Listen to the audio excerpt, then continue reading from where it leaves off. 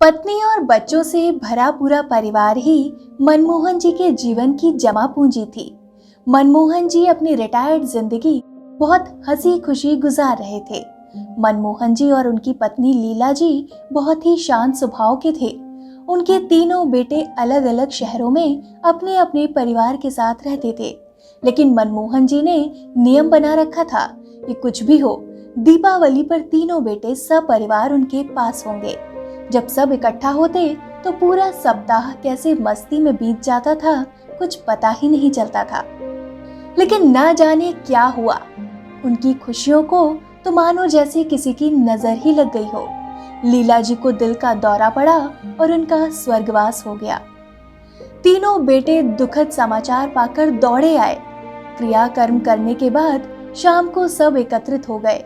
बड़ी बहू ने बात उठाई, बाबूजी, अब आप यहाँ अकेले कैसे रह पाएंगे? आप हमारे साथ चलिए। नहीं बहू, अभी यहीं रहने दो, यहाँ अपनापन लगता है।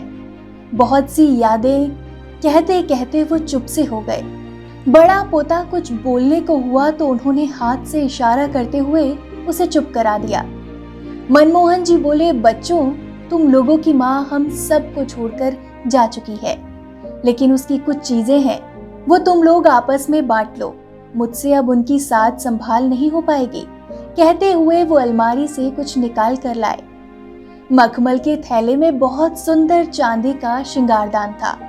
एक बहुत सुंदर सोने के पट्टे वाली पुरानी रिस्ट वॉच थी।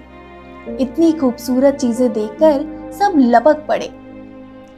छोटा बेटा जोश में बोला, अरे ये घड़ी तो अम्मा सरिता को देना चाहती थी। मनमोहन जी धीरे से बोले, और सब तो मैं तुम लोगों को बराबर से दे ही चुका हूँ। इन दो चीजों से तुम्हारी माँ को बहुत लगाव था। बेहद चाव से कभी कभी निकाल कर देखती रहती थी, लेकिन अब कैसे उसकी दो चीजें तीनों में बांटूं? सब एक दूसरे का मुंह देखने लगे।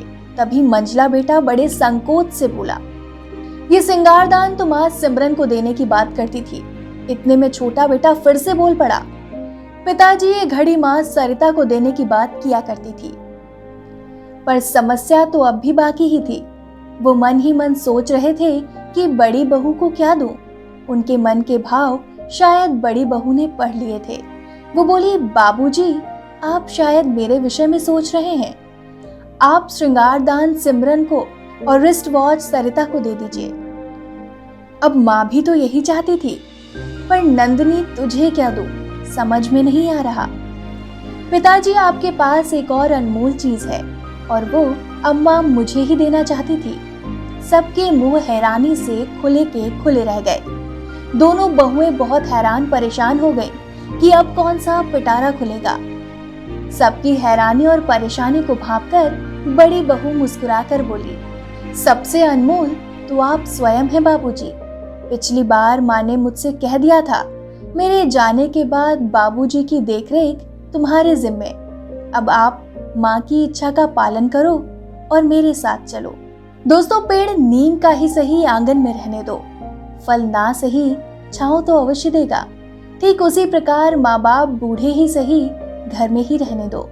दौलत तो नहीं कमा सकते, लेकिन अपने बच्चों को संस्कार अवश्य देंगे।